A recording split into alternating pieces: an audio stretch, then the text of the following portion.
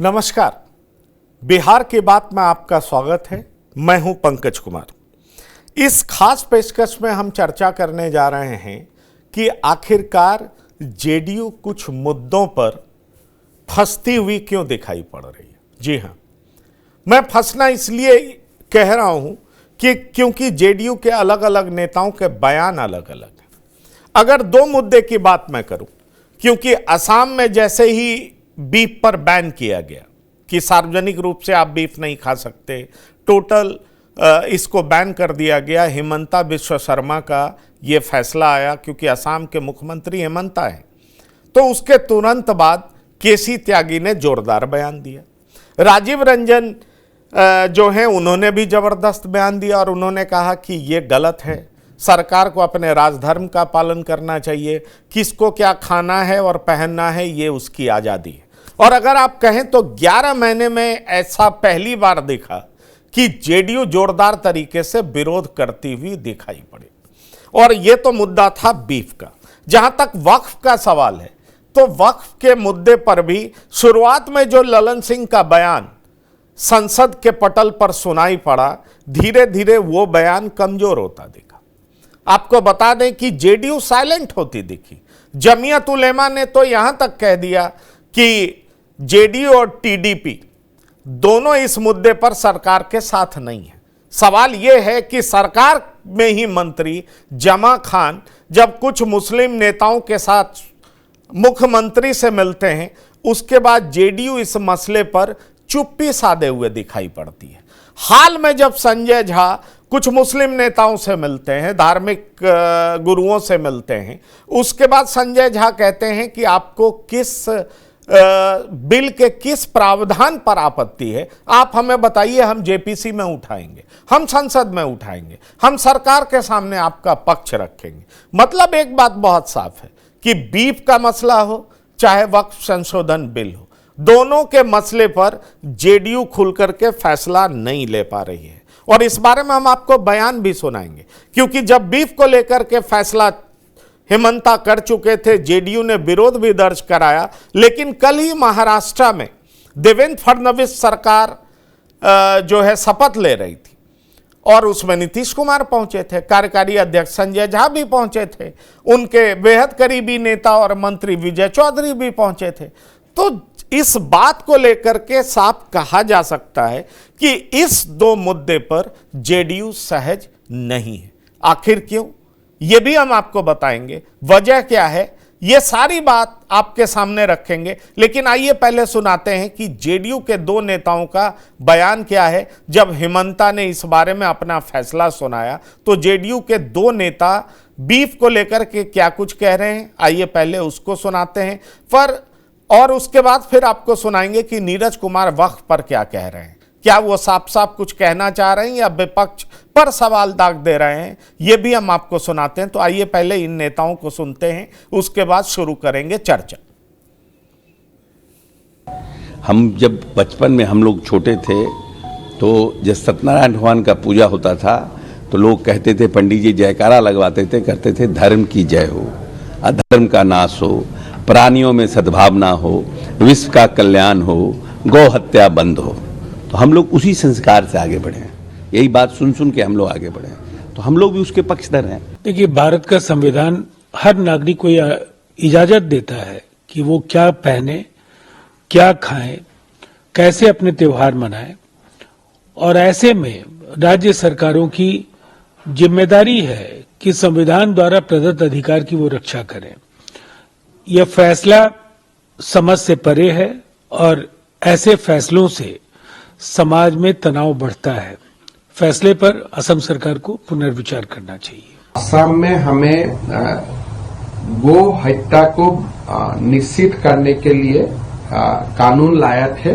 आगे जाके हम ये निर्णय किया हो कि असम में गो मांस कोई भी रेस्टोरेंट और होटल में सर्व नहीं होगा।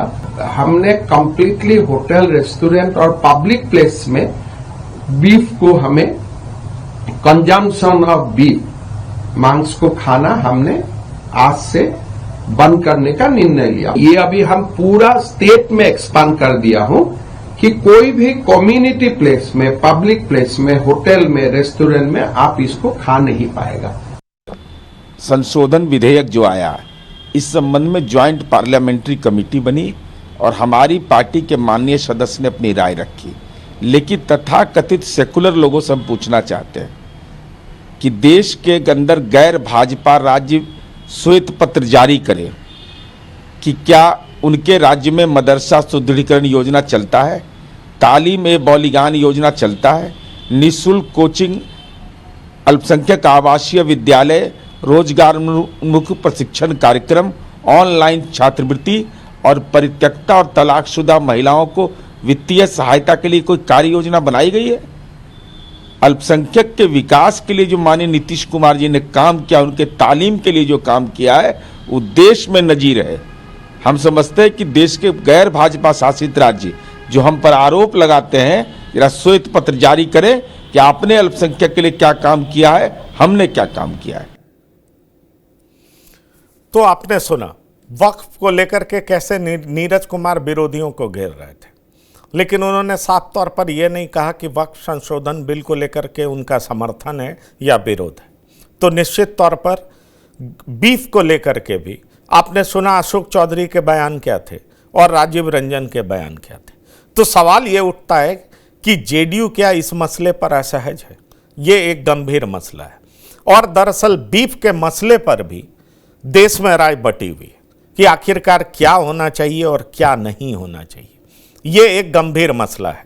जहां तक सवाल है गांधी जी का, तो गांधी जी ने तो यहां तक कह दिया था कि मैं अपनी भारत के स्वतंत्रता संग्राम के दौरान महात्मा गांधी ने यहां तक कह दिया था कि अगर हमारे पास सत्ता आएगी तो मैं गोरक्षा के लिए काम करते हुए गो हत्या पर प्रतिबंध लगा दूंगा। ये महात्मा गांधी द्वारा कहे हुए शब्द हैं। तो आखिरकार जेडीयू असहज क्यों हो रही है?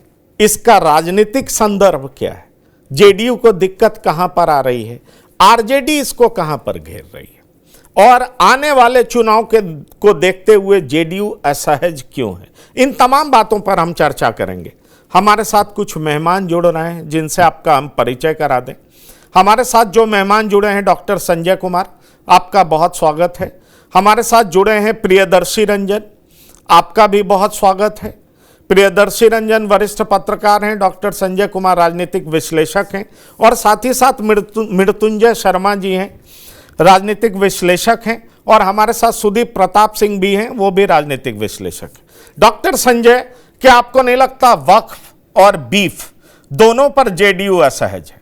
इनके नेताओं के बोल अलग अलग हैं। इन्हें समझ में नहीं आ रहा कि आखिरकार इस मसले से निपटा कैसे जाए, क्योंकि निश्चित तौर पर आने वाला चुनाव है और इनको लगता है कि अगर इस मसले पर ज्यादा खुल करके बात किया जाए तो कहीं दिक्कत ना हो जाए, कहीं नुकसान ना हो जाए। क्या आपको नहीं लगता कि जेडीयू असहज है इस मसले पर?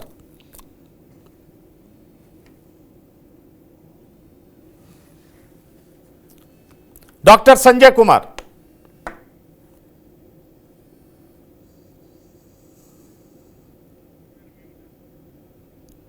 डॉक्टर संजय कुमार अनम्यूट करिए। जी, मुझे नहीं लगता है कि जेडीयू बहुत असहज है, क्योंकि वो राजीव रंजन प्रवक्ता है और केसी त्यागी का बयान है। लेकिन अशोक चौधरी के बयान को अगर आप देखेंगे, और चूंकि ये जो असम के मुख्यमंत्री का जो बयान है जिसको आपने कोट किया है, तो ये बीफ को लीगल करना और बीफ को लीगल नहीं करना ये राज्य सरकार के जिम्मे है। केंद्र में कोई इस तरह का प्रावधान मैंने नहीं पढ़ा है कि केंद्र के तरफ से ऐसा कोई प्रावधान है जिसके तहत वो राज्यों को वो निर्देशित करेंगे। हाँ, कुछ राज्य हैं जो बीफ को लीगल मानते हैं, अरुणाचल है, गोवा है, केरल है, मेघालय है, मिजोरम है, नागालैंड है, त्रिपुरा है, पश्चिम बंगाल है, दादरा नगर हवेली है, दमन दीव है, पांडिचेरी है, ये बीफ को लीगल मानते हैं। कुछ राज्य ऐसे हैं जो अपने यहाँ प्रतिबंधित किए हुए हैं, करीब 13 राज्य हैं जहां पर वो कहते हैं कि नहीं, हम इसको अलाउ नहीं करेंगे। अगर उसी की कड़ी में हेमंत बिस्व शर्मा भी अगर ये कहते हैं कि नहीं, हम अपने यहाँ सार्वजनिक जगहों पर, रेस्टोरों में, होटल में हम इसको नहीं परोसने देंगे। अब उसको हर चीज को धार्मिक नजरिए से देखने की जरूरत नहीं है। मान लिया जाए कि जो एक स्लाउटर पॉलिसी होता है उसके भी एक कई मापदंड होते हैं। कैसी गायों को काटा जा रहा है, कैसे बीफ को बछड़े को काटा जा रहा है, तो इसको भी देखने की जरूरत है। हाँ, राजनीति करने के लिए आप राजनीति कीजिए, वो एक अलग पार्ट है। क्योंकि वो बीफ खाते कौन है, क्या खाने वाली आबादी वहां है जो बीफ को पसंद करती है और राज्य सरकार उस पर प्रतिबंध लगा करके, जो राजीव रंजन कह रहे हैं कि खाने पीने की चीजों पर प्रतिबंध नहीं लगाया जा सकता है, तो एक सवाल है। लेकिन अगर एक वहां का मेजर पॉपुलेशन बीफ का सेवन नहीं करता है, तो वो कहां कह रहे हैं कि हम हर जगह, वो कह रहे हैं कि सार्वजनिक जगहों पर और रेस्टोरों में हम बीफ को ये नहीं करेंगे। और भारत में ऐसा कई राज्यों में है जहां पर उस पर प्रतिबंध है। महाराष्ट्र में तो बजाते 13,000 या 15,000 का जुर्माना है कि अगर इस तरह के बीफ परोसते हुए या पकड़े जाएंगे तो हम जुर्माना आपसे लेंगे। तो मैं मानता हूं कि अब उसके पीछे का कारण क्या है, घटती हुई गायों की संख्या, बछड़ों की संख्या। अब अशोक ने जब धम्म चलाया था तो उसने जो प्रतिबंध लगाया था कि हम हिंसा में विश्वास नहीं करते हैं, उसके पीछे एक आर्थिक कारण भी माना जाता था कि वो उस समय का जो कृषि का समाज था और बड़े पैमाने पर पशु बलि दी जा रही थी, और उस पशु बलि पर रोक लगाने के लिए भी अशोक ने धम्म महामात्रों के द्वारा पशु बलि पर सीधे सीधे प्रतिबंध लगाए थे। तो हेमंत बिश्व शर्मा का एंगल केवल धार्मिक ही है या आर्थिक है, वो किस उद्देश्य से वो कहना चाहते हैं, करना चाहते हैं, वो अलग बात है। लेकिन अशोक चौधरी जी ने तो सत्यनारायण भगवान के कथा का जिक्र कर दिया कि उसमें जो बहुत तरह की जयकारे लगाए जाते थे, उसमें यह भी कहा जाता था कि जीव हत्या और पशु हत्या नहीं करनी चाहिए। इसके पक्ष में भी राजीव रंजन जी और केसी त्यागी जी जो बोल रहे हैं, तो उनके अलग एंगल हो सकते हैं, लेकिन मैं समझता हूं कि यह राज्य का विषय है और राज्य किस तरह से चीजों को देखती है। क्या इसकी जरूरत है, क्या एक बड़ी आबादी जो इसको खाती है। अब मेघालय में ही भैंसे की पार्टी हुई थी, बीजेपी की सरकार वहां बनी थी, तो उसको कैसे आप मान सकते हैं। गाय एक अलग मामला है, तो काउ स्लॉटर को लेकर के या गाय का बीफ परोसने को लेकर के नहीं, ठीक अगर कोई आप जो कह रहे हैं, चलिए इसमें कानूनी मसला हो सकता है। आर्टिकल 48 कहता है कि राज्य को इस पर नियम बनाने का अधिकार है, राज्य इस पर नियम बनाए। हेमंता बिश्व शर्मा ने नियम बनाए और उसको लेकर के पूरे जेडीयू की राय एक नहीं है, वो साफ दिखाई पड़ रहा है। मृत्युंजय शर्मा जी, आपको नहीं लगता अशोक चौधरी जिस भाषा में बोल रहे हैं और राजीव रंजन जिस भाषा में बोल रहे हैं, या केसी त्यागी जिस भाषा में बोल रहे हैं, उस दोनों में बहुत बड़ा अंतर है? आपको नहीं लगता कि चाहे वक्फ का मुद्दा हो, चाहे ये बीफ का मसला हो, इन दोनों मसले पर जो बीजेपी जिस तरीके से बोलती है, जेडीयू असहज दिखाई पड़ती है, और इस असहजता की वजह इस समय साफ तौर पर दिखाई भी पड़ रही है। आपको नहीं लगता कि जेडीयू इस मसले पर क्लियर कट राय नहीं रख पा रही है? याद करिए वक्त पर ललन सिंह ने संसद में क्या बोला था, और उसके बाद फिर जमा खान क्या बोलने लगे, और उसके बाद तरह तरह के बयान आने लगे, फिर जेडीयू साइलेंट होती दिखी, इस मुद्दे से बचती हुई दिखी। सवाल यह है कि जेडीयू को लग रहा है कि आने वाले चुनाव में जो कुछ प्रतिशत मुसलमानों का हमें मिलता है वो नहीं मिल पाएगा, और शायद राजनीतिक कारण ऐसी है जिस वजह से ये लोग बोल नहीं पा रहे हैं। क्योंकि बीफ को लेकर के कहते हैं कि जिसको जो खाने का, पहनने का अधिकार है, तो अरे भाई पीने का भी तो अधिकार है, शराब वाला क्यों बंद कर दिए आप? ये भी तो बात है ना, कहीं पर शराब पीना भी लीगल है, तो आपने बकायदा कानून बना करके ये पास तो किया है।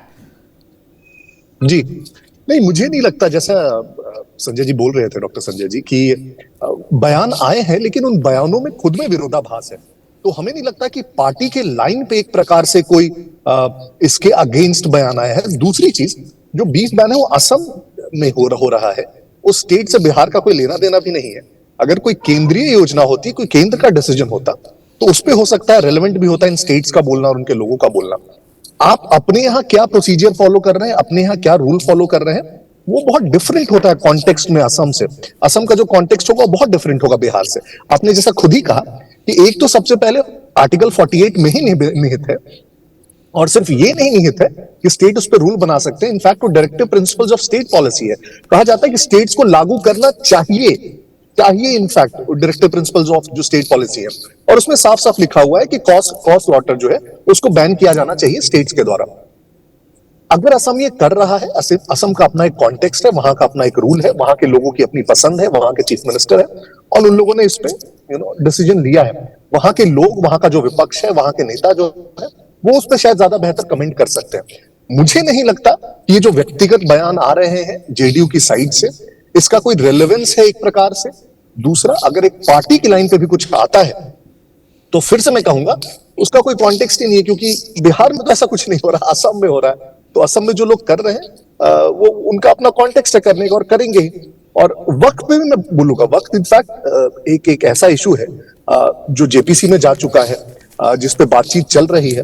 हमारी सहयोगी पार्टी है जेडीयू, और जेपीसी में सारे पार्टीज के लोग हैं, विपक्ष के भी लोग हैं, उस पर चर्चाएं हो रही है।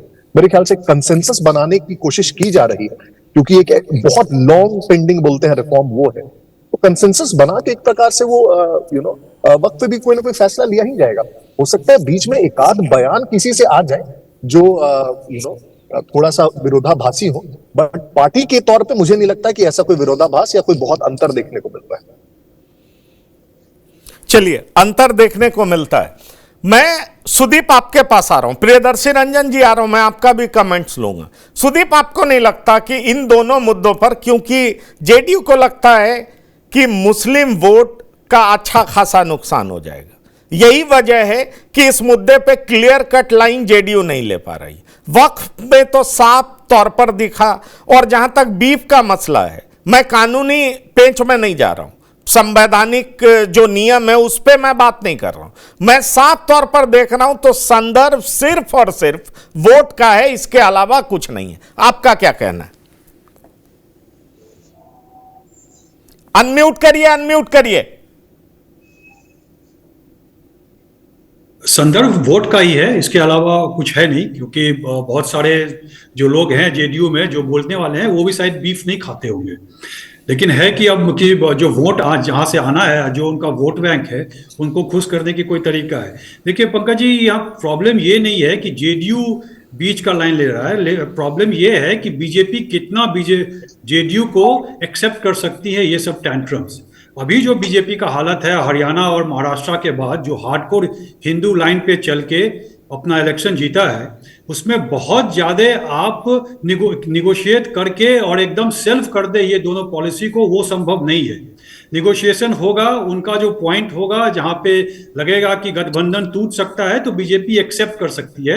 लेकिन अगर ये जेडीयू लेके आ रहा है कि आप वक्फ वोट का नहीं करेंगे, या आप कह दें कि जिसको जो खाना है और पब्लिकली असम ने जैसे बैन किया है बीफ ईटिंग, उसको आप खोल दे, तो ये संभव नहीं है अभी के तारीख में बीजेपी का। क्योंकि बीजेपी ने कहीं ना कहीं देख चुके हैं कि अगर सॉफ्ट हिंदू का वो फार्मूला अपनाते हैं तो उनको इलेक्शन में बहुत ज्यादा फायदा नहीं होता है। 2024 के इलेक्शन में आप देख चुके हैं, इनिशियली जब जो सॉफ्ट जा रहे थे तो उनका सीट देख लीजिए, और जैसे ही हार्ड लाइन आया अब बाद में लेना पड़ा। अब अगर आप देख सकते हैं हरियाणा का है या महाराष्ट्र का है, तो एकदम हार्ड कोर हिंदू पे गया था, राजाकार वर्सेस छत्रपति शिवाजी के वंशज यहां तक चला गया था। तो बहुत ज्यादा ये मतलब नहीं रखता है कि जेडीयू क्या करेगा। और मुझे नहीं लगता है जिस हिसाब से नीतीश कुमार का जो स्पेशल पैकेज का जो वो एक क्राइटेरिया था, उस पर जिस हिसाब से फंडिंग कर रहा है सेंट्रल गवर्नमेंट, उसमें बहुत ज्यादा नीतीश कुमार बीजेपी को छोड़ के फिर उसी हिसाब से जाके और आप आरजेडी के साथ हो जाए, ये मुझे बहुत संभावना लगता नहीं है। और कितनी बार वो पलटी मारेंगे, अब तो पब्लिकली बोल चुके हैं 2 बार 3 बार गलती हो गया, इस बार भी आए तो प्रधानमंत्री का पैर वगैरह छू के आशीर्वाद लिए हैं। तो मुझे नहीं लगता ये बहुत ज्यादा कन्वीनियंट होगा। ये निगोशिएशन ट्रिक्स है, वो निगोशिएट करके और एक रिस्पेक्टेबल निगोशिएशन करके अपने आप को बना के रखेंगे। चलिए, आप ये बात कह रहे हैं, पर एक सच तो ये भी है प्रियदर्शी रंजन जी कि जो बीजेपी आसाम में कर रही है वो गोवा में नहीं कर सकती, ये तो सच बात है ना। तो पॉलिटिकल कन्वीनियंस तो बीजेपी पर भी अप्लाई होता है, इस बात से कौन इनकार कर सकता है।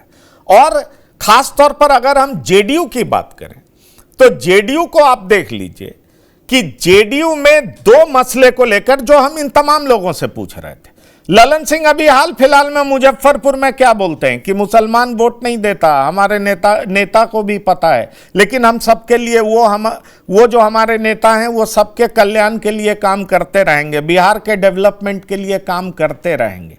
ऐसे में गंभीर सवाल उठता है कि अगर संदर्भ वोट ही है तो फिर वोट भी नहीं मिलता है, फिर भी ये असहजता क्यों? अगर सिर्फ पॉलिटिक्स है तो फिर भी ये असहजता क्यों? जेडीयू दो धड़े में बटी हुई क्यों दिखाई पड़ रही? ये मैं आपसे सवाल करना चाह रहा हूं। नहीं, यह स्याह सच है कि जनता दल यूनाइटेड को मुसलमान 10 से 12% वोट देता है। ये कई बार आपने भी बताया है, जिक्र किया है इसका। इसके बावजूद जनता दल यूनाइटेड का जबरदस्त मुस्लिम प्रेम है, और इस मुस्लिम प्रेम से उन्हें क्या प्राप्त होता है इसकी विवेचना तो वे खुद करेंगे, अवलोकन वे खुद करेंगे। लेकिन एक चीज तो समझ में आता है कि ये विरोध के लिए सिर्फ विरोध है, कि हमें वोट भी नहीं मिलेगा, इसके बावजूद हम आपके पक्ष में हैं और किसी के विरोध में हैं। मुसलमानों के हित में, अपने हित के लिए मुसलमान किसको चुनते हैं, किसको वोट देते हैं, ये किसी से छुपा हुआ नहीं है। और जनता दल यूनाइटेड को जो लोग वोट देते हैं वो अपने हित के लिए देते हैं। उनके हित की बात तो जनता दल यूनाइटेड इस मुखरता से कभी नहीं उठाती है, या उसको बैलेंस करने की कोशिश कभी नहीं करती है। जिस तरीके से एग्रेसिव पॉलिटिक्स वोट न देने के बावजूद मुसलमानों के लिए जनता दल यूनाइटेड करती है, वो सोचनीय विषय है। हालांकि एक और सोचनीय विषय है, हाल के दिनों में पहले क्या होता था कि नीतीश कुमार जो लाइन लेते थे उस लाइन पर पूरा जनता दल यूनाइटेड एकजुट होकर के खड़ी हो जाती थी, चाहे वो सही हो या गलत हो। लेकिन यह पहला मौका ऐसा आया है जब नीतीश कुमार नेपथ्य में एक तरीके से चले गए हैं और अपनी डफली, अपना राग जनता दल यूनाइटेड के भीतर में बजाया जा रहा है। एक धड़ा हार्डकोर हिंदूवाद के लाइन पर खड़ा हो गया है और एक धड़ा पुराना नीतीश कुमार के विचारधारा के साथ है, यानी मुसलमानों के साथ है। तो ये तमाम चीजें जो देख करके मुझे जो लग रहा है वो यही लग रहा है कि ये सिर्फ विरोध के लिए विरोध है, हार्ड बार्गेनिंग है, 2025 में सीट बंटवारा की राजनीति है। अगर पहले से तो भय भूमिका बनाई जाएगी ना, अगर जनता दल यूनाइटेड को नीतीश कुमार का मन हुआ कि हमें एनडीए में नहीं रहना है, महागठबंधन की ओर स्विच करना है, तो उसके लिए कुछ तो तर्क होना चाहिए, कुछ तो कहने के लिए होना चाहिए। तो ये सब एक उस भूमिका के तहत भी ये मामला आता है। जिस गोरक्षा का विरोध जनता दल यूनाइटेड कर रही है, जनता दल यूनाइटेड के नेता नीतीश कुमार और उनके राजनीतिक गुरु जयप्रकाश नारायण नहीं, जैसा आपने गांधी के बारे में कहा, गांधी को भी नीतीश कुमार मानते हैं और गांधी ने भी गो हत्या के बारे में जो बयान दिया था वो आपने बताया। और जयप्रकाश नारायण ने भी वर्ष 1966 में इंदिरा गांधी को पत्र लिख करके कहा था कि गो रक्षा प्रतिबंधित होना चाहिए, इस पर गंभीरता से विचार होना चाहिए, और अगर इस पर विचार नहीं हुआ तो परिणाम बुरा होगा। और वैसा ही हुआ। उसके बाद करपात्री जी महाराज के नेतृत्व में गो रक्षा आंदोलन हुआ, गौरक्षकों ने संसद को घेरा और जो कुछ हुआ उसके बाद गोरक्षकों पर गोलियां चलाई गई, हजारों गोरक्षक मारे गए। भारतीय लोकतंत्र का यह काला अध्याय है। तो गोरक्षा कहने का तात्पर्य यह है कि गोरक्षा भारतीय जनमानस के साथ जुड़ा हुआ है, वो सिर्फ जानवर से मसला नहीं है। और बात है कि गाय की हत्या पर प्रतिबंध से इतना विवाद क्यों है? हिरण की हत्या पर भी तो प्रतिबंध है, अन्य जानवरों की हत्या पर भी तो प्रतिबंध है। अगर उस पर प्रतिबंध लगा दिया गया है तो लोग उसका मांस का सेवन तो नहीं करते हैं, और अगर गाय पर प्रतिबंध लगा ही दिया जाए तो इतना बुरा क्या हो जाएगा? इसमें ऐसा हंगामा क्या है? हिरण पर भी आप प्रतिबंध लगाए हुए हैं, अन्य जंगली जीवों जानवरों को मारने पर भी प्रतिबंध है, उसी तरीके से गायों का भी मसला है। इसको इस रूप में भी जोड़ा जाना चाहिए। और जो लोग संविधान के तहत कह रहे हैं कि मुझे खाने पीने जीने का अधिकार है अपने हिसाब से, वो लोग ये कैसे भूल जा रहे हैं कि वही संविधान, ये भी अनुच्छेद 12 और 13 को उठा करके देख ले लोग, वो ये भी प्रावधान करता है कि जो रूढ़ियां हैं वो हमारे लिए कानून है। तो हमारे यहाँ ये रूढ़ी रही है कि हम गो हत्या नहीं करेंगे, हमारे यहाँ ये परंपरा है, गो हत्या के विरोध में हमारे यहाँ परंपरा है। तो एक तरीके से वो भी हमारा संवैधानिक अधिकार ही है। तो इस मसले पर भी जनता दल यूनाइटेड को ठोस बजाबते इस पर बयान देना चाहिए। ऐसा नहीं कि चित भी मेरी पट भी मेरी, कुछ लोग ये बयान दे कुछ लोग वो बयान दे, स्टैंड क्लियर हो। वक्फ के मामले में भी जनता दल यूनाइटेड के नेता लोकसभा में ललन सिंह का जो रवैया रहा, जो बयान रहा प्राइमा फेसिया, उसके बाद उनको जो बदलना पड़ा वो कहीं ना कहीं मुस्लिम राजनीति के प्रेशर के बदौलत हो रहा है। लेकिन फिर सवाल वहीं पर आ जा रहा है कि मुस्लिम जब जनता दल यूनाइटेड की ओर झुके हुए ही नहीं है, तो जनता दल यूनाइटेड उनके लिए इस तरीके का बिल्कुल बिल्कुल आप जो बात उठा रहे हैं, कह रहे हैं, वही सवाल मैं डॉक्टर संजय से भी करना चाहूंगा। डॉक्टर संजय, मैं एक आंकड़ा पेश कर रहा हूं। विधानसभा चुनाव में 11 मुस्लिम को टिकट दिया जेडीयू ने, एक की भी जीत नहीं हुई, कोई विधानसभा नहीं पहुंच पाया। लोकसभा चुनाव में किशनगंज, पूर्णिया, कटिहार में जेडीयू हार गई। ये मुस्लिम बाहुल्य इलाका है।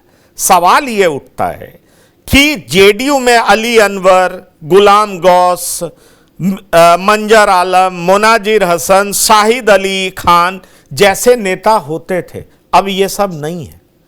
तो क्या जेडीयू के भीतर इस बात को लेकर के भी विचार चल रहा है कि भाई हमें बाहर से इंपोर्ट करना पड़ता है? अभी जमा खान तो दूसरी पार्टी के नेता थे ना, वो तो बीएसपी से आए और उसके बाद वो मंत्री बन गए। तो ऐसे में क्या जेडीयू के भीतर ये विचार है क्या कि भाई मुस्लिम नेता हमें चाहिए, मुस्लिम का वोट हमें चाहिए? जबकि हाल का लोकसभा चुनाव, पिछला विधानसभा चुनाव तो यह साबित कर रहा है कि मुसलमान बड़ी संख्या में इनको वोट नहीं करते हैं, और नहीं करते हैं तो इसकी बड़ी वजह यह है कि ये बीजेपी के साथ हैं, इसलिए नहीं करते हैं। क्या आपको लगता है कि पॉलिटिकली भी बहुत फायदेमंद जेडीयू के साथ होने नहीं जा रहा है, लेकिन फिर भी जेडीयू को लगता है कि अगर 10-12% ही वोट हमें लोकसभा चुनाव में मिला और कुछ इतना % वोट भी हमें मुस्लिम आबादी का मिला तो वो भी हमारे लिए फायदेमंद रहेगा, इसलिए इस पर दो तरह की जो राय है वो सामने आ रही है? नहीं, ठीक है, वोट की राजनीति ये करें, और बिल्कुल आपने सही कहा कि उम्मीदवार इनके जीत कहाँ रहे हैं। जिन मुस्लिम उम्मीदवारों पर जेडीयू दांव लगा रही है, 11 राज्य इस देश में हैं जहां गो हत्या पर प्रतिबंध है। 11 राज्य, जम्मू कश्मीर, हिमाचल, पंजाब, हरियाणा, उत्तराखंड, उत्तर प्रदेश, राजस्थान, गुजरात, मध्य प्रदेश, महाराष्ट्र, छत्तीसगढ़ और 2 केंद्र शासित प्रदेश दिल्ली और चंडीगढ़। जेडीयू क्यों नहीं कहती है कि भाई इन राज्यों से भी प्रतिबंध आप हटा दीजिए? अगर असम के मुख्यमंत्री ने कहा कि हम गो हत्या को लीगल नहीं मानते हैं, हम अपने यहाँ अलाउ नहीं करते, 11 राज्य में तो प्रतिबंधित है, और मैंने तो महाराष्ट्र का जिक्र किया। फिर एक इन्वायरमेंट को लेकर के prevention of cruelty to animals act आया है 2017 में, जिसके तहत आप किसी भी गाय को, बछड़े को, सांड को उसकी हत्या नहीं कर सकते हैं। उसके कटने के बाद जो कार्बन का उत्सर्जन होता है, मीथेन गैस का उत्सर्जन होता है, वो इन्वायरमेंट को प्रभावित करता है। इसको लेकर के केरल के मुख्यमंत्री गए थे इसके विरोध में, लेकिन इस एक्ट को इन्वायरमेंट डिपार्टमेंट ने, पर्यावरण विभाग ने इसको 2017 के एक्ट के तहत इसको लागू किया गया है। कल अगर मान लिया जाए कि हेमंत बिश्व शर्मा करेंगे कि हम प्रोटेक्शन ऑफ इन्वायरमेंट के लिए ही ऐसा कर रहे हैं कि चूंकि गाय के मांस को सस्ता माना जाता है मुर्गे और बकरे और ये की जगह, तो इस वजह से हम इन्वायरमेंट को ये नहीं करेंगे, तो फिर ये क्या कर लेंगे? देखिए, जेडीयू विरोध करने के लिए विरोध आप कीजिए, कोई बात नहीं है उसके लिए। बिहार में तो आंशिक है, बिहार में गो हत्या का जो प्रतिबंध है वो आंशिक है, कहीं कट भी रहा है, कहीं नहीं भी कट रहा है। आंशिक कई ऐसे राज्य हैं, 10 राज्य करीब है जहां आंशिक है। कहीं जहां उस तरह के पॉपुलेशन है, ईसाई पॉपुलेशन या मुस्लिम पॉपुलेशन, वो उन पर प्रतिबंध नहीं है। तो जेडीयू इस वजह से कि चूंकि हमको विरोध, अब असम में हेमंत बिश्व शर्मा जो राज्य के जिम्मे है, वो इन्वायरमेंट के हिसाब से, उस गाय की संख्या के हिसाब से किस आधार पर वो लागू करने जा रहे हैं, इसमें बिहार के राजीव रंजन जी या केसी त्यागी जी की नजर वहां चली गई कि भाई देखिए ये असम तो बड़ा गड़बड़ कर रहा है।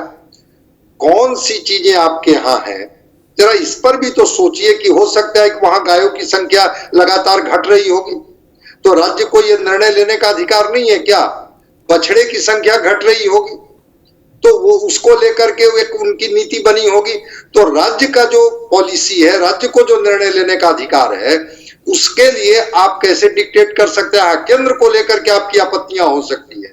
और गए थे गुलाम रसूल बलियावी किशनगंज में कह रहे थे कि भाई जो जेडीयू को वोट नहीं देगा उनको जो है वो माना जाएगा कि वो ये है, काफिर है, उनको माना जाएगा कि वो जो है वो ईमानदार नहीं है। वो बहुत कुछ बोल करके आए थे। तो क्या इनके बलियावी के बोल देने से वो सारे लोग जो है गद्दार शब्द का इस्तेमाल किया कि उनको माना जाएगा कि वो गद्दार है? तो क्या जो जेडीयू को जो मुस्लिम वोट नहीं दे रहे हैं वो सब गद्दार हो जाएंगे? ये बलियावी जी का भाषण है, ऑन रिकॉर्ड भाषण है। देखिए, वोट नीतियों से मिलता है, वोट आपकी योजनाओं से मिलता है। अगर जेडीयू मुसलमानों के हित में बहुत सारी योजनाएं चलाती हैं, कब्रिस्तान की घेरेबंदी से लेके मदरसों में बच्चों की शिक्षा से लेके उनको आगे बढ़ाने से लेकर के वो अपनी योजनाओं को न गिनाए। अब कौन राज्य कौन सी पॉलिसी बना रही है, इसके बीच में आप जाके जंप कर जा रहे हैं बिना ये समझे हुए कि वो उनका आधार क्या है। अब वो पहले पूछे हैं उनसे कि उनका आधार क्या है। नहीं वो बात तो आप ठीक कह रहे हैं, लेकिन ऐसा हो सकता है, मुझे लगता है इस बात का जवाब मृत्युंजय शर्मा जी बेहतर दे सकते हैं।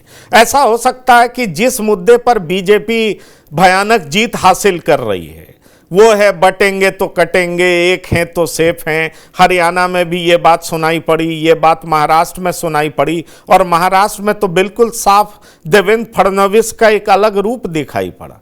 सवाल यह उठता है कि जेडीयू को यह लग रहा होगा कि हमारा स्टैंड उनके साथ रहने की वजह से कहीं डाइल्यूट ना हो जाए, इसलिए हमारा जिन मुद्दों पर रिजर्वेशन है उन मुद्दों पर हम अपनी बात रख दें।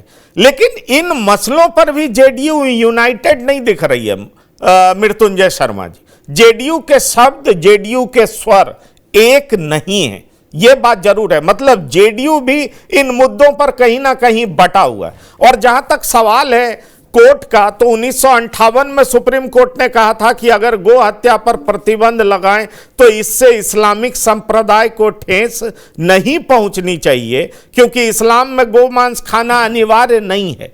फिर भी इसको वोट के संदर्भ में क्यों देखा जाता है, यह मैं समझ नहीं पाता हूं। क्योंकि भाई और राज्य में जहां शराब बैन किया जाता है वहां कर दिया गया ना। एक दूसरा लॉजिक ये भी दिया जाता है कि खाने पीने की आजादी होनी चाहिए, यह बात भी कहा जाता है। तो कई लोग, सुब्रमण्यम स्वामी ने एक बात कही है कि भारत के संविधान में ऐसा नहीं है और हर मूलभूत अधिकार का एक न्यायपूर्ण अंकुश भी लग सकता है। कल कोई कहेगा मैं अफीम खाऊंगा या कोकीन लूंगा, तो ऐसा हो सकता है क्या? इस तरह की बात सुब्रमण्यम स्वामी का दलील है। 1958 में सुप्रीम कोर्ट ने क्या कहा वो मैं बात कह रहा हूं। तो फिर तो मैं इसमें महात्मा गांधी ने क्या कहा वो भी मैं सामने रख रहा हूं। फिर भी ये बात तो सिर्फ और सिर्फ खास तौर पर, चलिए मैं मान सकता हूं कि मेघालय में ऐसी आबादी है जहां पर मेजॉरिटी है वो खाना चाहते होंगे, लेकिन फिर भी जेडीयू का इस तरीके से बोलना, आपको इसमें पॉलिटिक्स के अलावा कुछ और दिखाई पड़ता है क्या? दो चीजें पंकज जी, एक आपने बहुत अच्छा कॉन्टेक्स्ट दिया कि जितने भी हमारे फंडामेंटल राइट्स हैं जो आर्टिकल 19(1) में है, उन सभी फंडामेंटल राइट्स के अगेंस्ट में 19(2) में रीजनेबल रेस्ट्रिक्शंस बोलते हैं हम। इनफैक्ट जो हम फ्रीडम ऑफ स्पीच बोलते हैं वो भी एब्सोल्यूट नहीं है। तो कोई भी फंडामेंटल राइट इंडिया के कॉन्स्टिट्यूशन में जो निहित है वो एब्सोल्यूट नहीं है, पहला। दूसरा, आर्टिकल 48 खुद ही बोलता है कि ये फंडामेंटल राइट में उन्होंने नहीं डाला क्योंकि ऑफ कोर्स उसमें थोड़े बहुत विरोधाभास थे, लेकिन उन्होंने कहा जहां कहीं भी पॉसिबल हो स्टेट्स को काउ स्लॉटर पे बैन करना चाहिए। तीसरा, असम ने काउ स्लॉटर को या बीफ पे बैन नहीं किया है, वो बहुत सिंपलिस्टिक लैंग्वेज है। उन्होंने पब्लिक प्लेसेस पे कंजम्पशन बैन किया है, होटल्स में, रेस्टोरेंट्स में, पब्लिक प्लेसेस पे। उन्होंने ये नहीं कहा है कि आप नहीं खा सकते हैं। देखिए, दो चीजें होती हैं किसी भी समाज में। आप इकोनॉमिकली देख सकते हैं और एक सेंटिमेंट के तौर पे भी देख सकते हैं। हम जिस देश से, जिस समाज से आते हैं, इसका जो बहुसंख्यक समाज है उसके लिए गोहत्या एक तरह से पाप है। फिर भी हम इतने हम संवेदनशील हैं, फिर भी हम इतने एक्सेप्टिंग हैं दूसरे समाजों के प्रति या जो खाते हैं उनके प्रति, कि हम ये भी नहीं कह रहे हैं कि आप मत खाइए, लेकिन कम से कम पब्लिक प्लेसेस पे जहां पे दूसरे वैसे लोग हो सकते हैं जिनको शायद उस खाते देखकर एक तरह से कंफर्टेबल नहीं फील करेंगे, कम से कम वहां पे कंजम्पशन नहीं होना चाहिए। तो मेरे ख्याल से बहुत अच्छा स्टेप है। उसको हम बहुत सिंप्लीफाई करके कह दे रहे हैं कि एकदम बैन कर दिया, ऐसा कुछ नहीं है।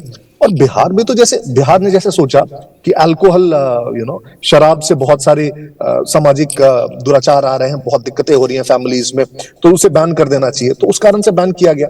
तो उसी प्रकार से वहां भी कुछ सामाजिक कॉन्टेक्स्ट है, वहां के लोगों की मांग रही होगी, वहां को लोगों को लगा होगा कि कम से कम पब्लिक प्लेसेस में हमें बीफ खाता हुआ नहीं दिखना चाहिए, और उस वहां के चीफ मिनिस्टर ने उस पे कदम उठाया है। तो उस स्टेट का कॉन्टेक्स्ट है।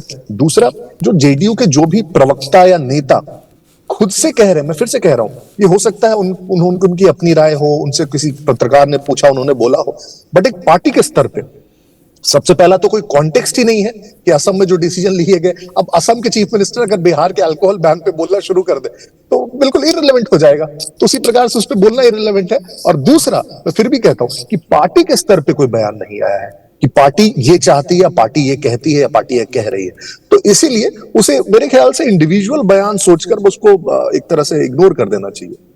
इग्नोर कर देना चाहिए। पर सुदीप, आपको लगता है कि सॉफ्ट स्टैंड का सिर्फ और सिर्फ मकसद यह है कि भले ही लोकसभा चुनाव में मोदी के नेतृत्व में चुनाव लड़ा गया, तो मोदी के नेतृत्व की वजह से मुसलमान वोट नहीं दिए होंगे, लेकिन ज्यादा संख्या में 10 से 12% से ज्यादा वोट नहीं मिला जेडीयू को, पर नीतीश कुमार के नेतृत्व में चुनाव लड़ा जाएगा विधानसभा चुनाव, तो उसमें मुस्लिम्स बड़ी संख्या में वोट करेंगे, और इसीलिए जेडीयू दो धड़े में बटी हुई दिख रही है।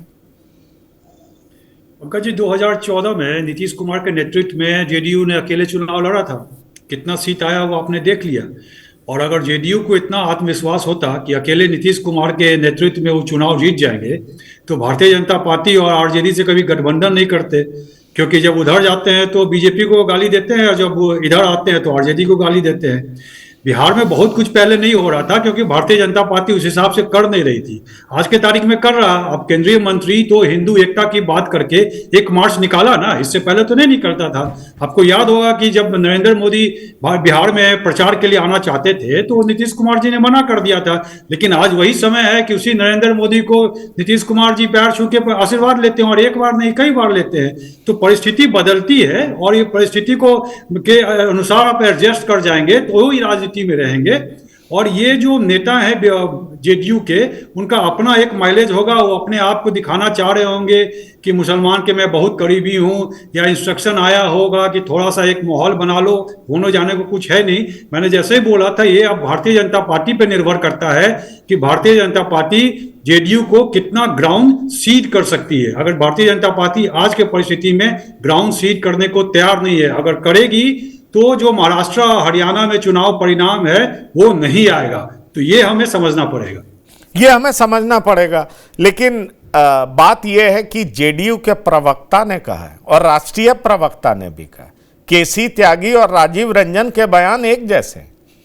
और जहां तक सवाल है अशोक चौधरी, तो वैसे भी वो स्वभाव से बड़े धार्मिक हैं, बहुत सारा कुछ अपने हाथ में बांधे रहते हैं, तो उनकी जुबान कुछ अलग निकली है। आपको नहीं लगता प्रियदर्शी रंजन, राष्ट्रीय प्रवक्ता, फिर प्रवक्ता जो अक्सर टीवी पे दिखाई पड़ते हैं, जहां तक सवाल है केसी त्यागी का दिल्ली में जेडीयू का स्टैंड रखते हैं, अगर उन दोनों का ये बयान है तो निश्चित तौर पर पार्टी इसी लाइन पर सोच रही होगी, तभी तो उनका बयान है। अशोक चौधरी का बयान हम अलग देख रहे हैं, लेकिन पार्टी का बयान अगर समझा जाए तो इन दोनों के बयान का इन्फेरेंस क्या निकाला जाएगा?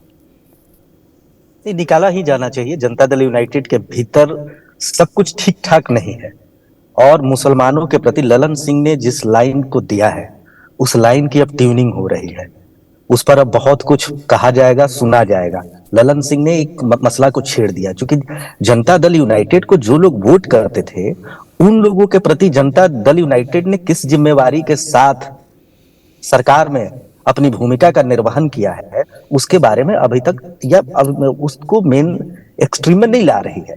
मेन एक्सट्रीम में ये जनता दल यूनाइटेड ये लाती है कि हम मुसलमानों के लिए क्या किया। मैं फिर से वही कह रहा हूं। तो अब यहाँ दो धड़ा बट रहा है, और एक सॉफ्ट नीतीश कुमार के प्रति सॉफ्ट रहने वाले नेता, और दूसरी ओर भारतीय जनता पार्टी के प्रति झुकाव रखने वाले जनता दल यूनाइटेड के भीतर वाले नेता। इन दो धड़ों में जनता दल यूनाइटेड अब बिल्कुल बढ़ चुकी है। आने वाले दिनों में एक खेमेबंदी मजबूत होकर के बिहार की जनता के सामने होगा। लेकिन सबसे बड़ा जो सवाल उठ रहा है आज की तारीख में, वो ये है कि नीतीश कुमार इन तमाम मसलों पर मौन क्यों है? क्या उन्हें लगता है कि बिहार की राजनीति में आने वाले दिनों में शिंदे बनने जा रहे हैं? जो हश्र शिंदे का हुआ महाराष्ट्र में, कुछ वैसा ही। हालांकि नीतीश कुमार ने लंबी पारी खेल ली है, अपने मन मुताबिक राज किया है, सीटें चाहे जो भी हों अपने फेवर में सब कुछ किए हुए रखा है।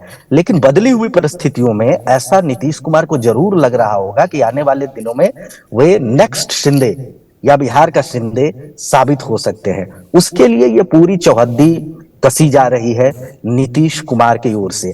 और दूसरी जो धार्मिक वाली हार्डकोर हिंदूवाद वाली जो बात है ना, भले ही झारखंड में प्रयोग नहीं चला हो भारतीय जनता पार्टी का, भारतीय जनता पार्टी बहुत जोर शोर से हार्डकोर हिंदूवादी मुद्दों को झारखंड में उठा रही थी, लेकिन उसे सफलता नहीं मिली है। लेकिन बावजूद पैन इंडिया इस हार्डकोर हिंदूवादी प्रयोग को भारतीय जनता पार्टी करने जा रही है, उससे पीछे नहीं हटने वाली है।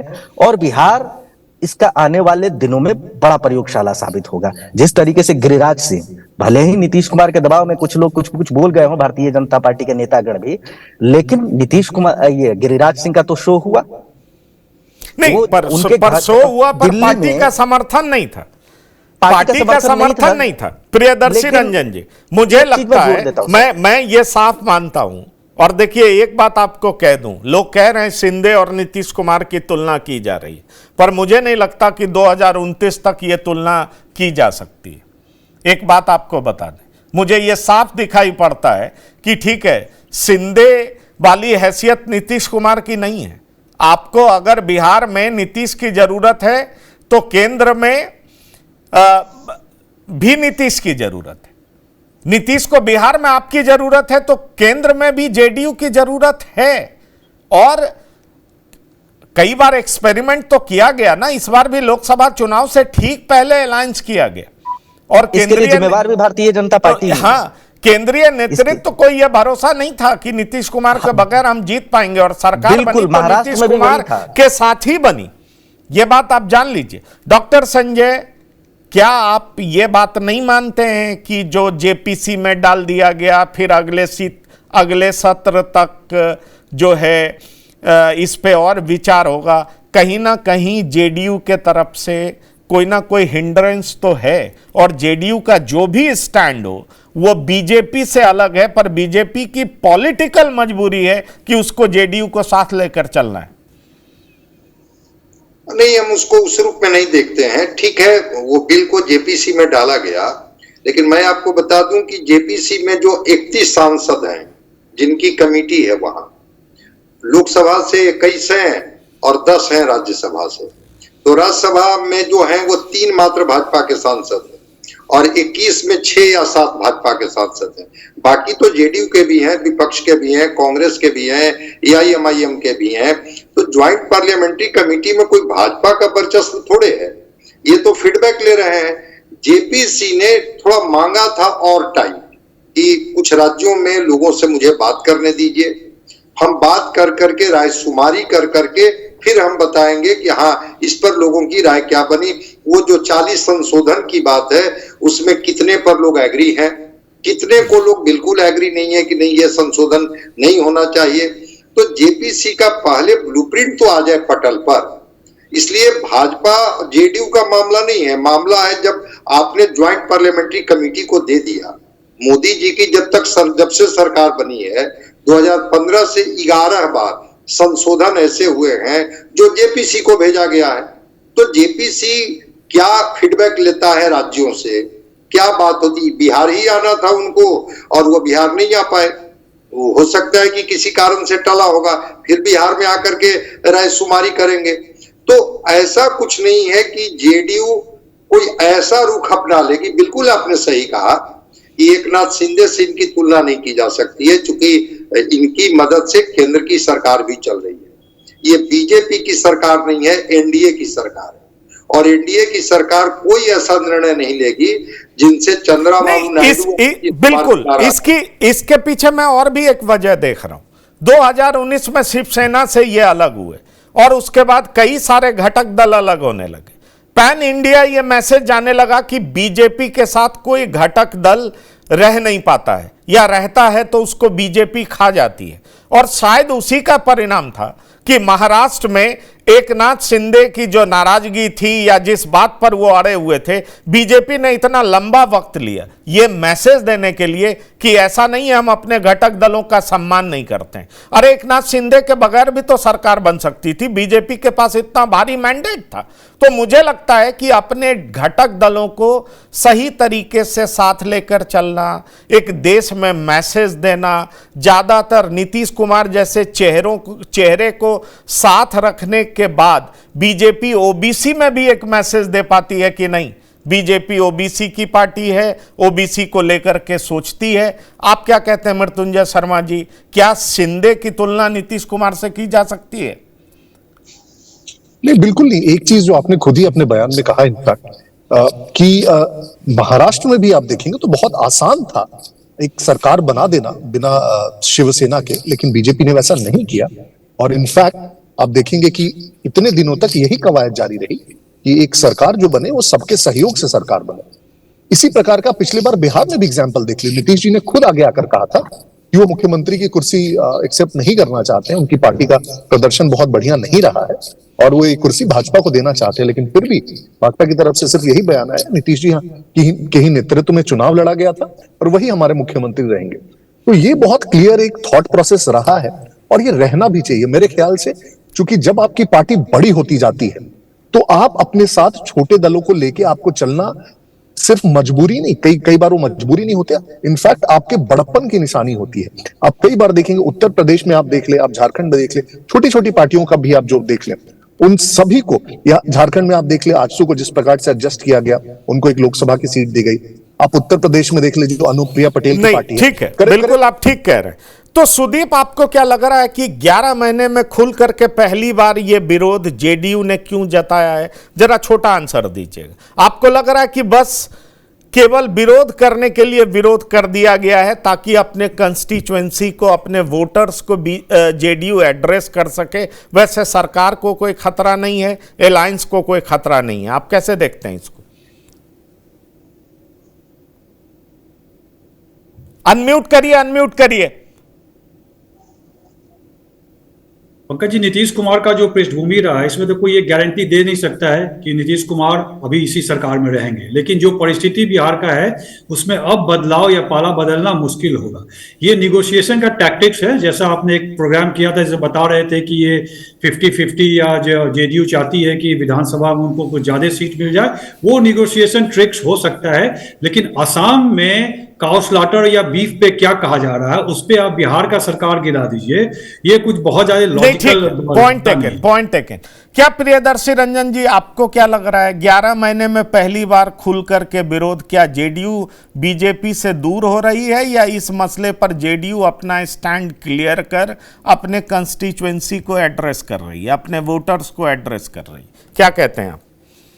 नहीं, नीतीश कुमार जुड़वा रहे हैं कि देखिए हमारे साथ कितने वोटर हैं और कितने मुद्दों को मैं एड्रेस करता हूं। राजनीति में प्रासंगिक रहने के लिए कई बार इस तरीके के मुद्दों को हवा दी जाती है। तो मुझे जो लग रहा है कि जनता दल यूनाइटेड यही कर रही है, राजनीति में प्रासंगिक बने रहने के लिए इस तरह के मुद्दे को उछाला जा रहा है। क्योंकि सरकार में जनता दल यूनाइटेड भले ही है, लेकिन केंद्र की नीतियां बिहार में बहुत हद तक हावी हो चुकी हैं। जिस तरीके से स्पेशल पैकेज बिहार को मिला, स्मार्ट सिटी वाला जो प्रोग्राम चल रहा है उसके तहत जो कार्य हो रहा है, मतलब आप मानते हैं ठीक है, अपना जेडीयू स्टैंड क्लियर कर रही है, अपने कंस्टिट्यूएंसी को एड्रेस कर रही है, इसका मतलब कतई ये निकाला नहीं जाना चाहिए। चलिए ठीक है, अब समय की सीमा हम लोग पार कर चुके हैं। मृत्युंजय जी, प्रियदर्शी जी, सुदीप प्रताप जी और डॉक्टर संजय कुमार, आप सभी मेहमानों का बिहार की बात में शिरकत करने के लिए बहुत बहुत धन्यवाद और शुक्रिया। तो बिहार की बात इतना ही। ताज़ा तरीन खबरों के लिए आप लगातार देखते रहिए TV9। धन्यवाद, नमस्कार।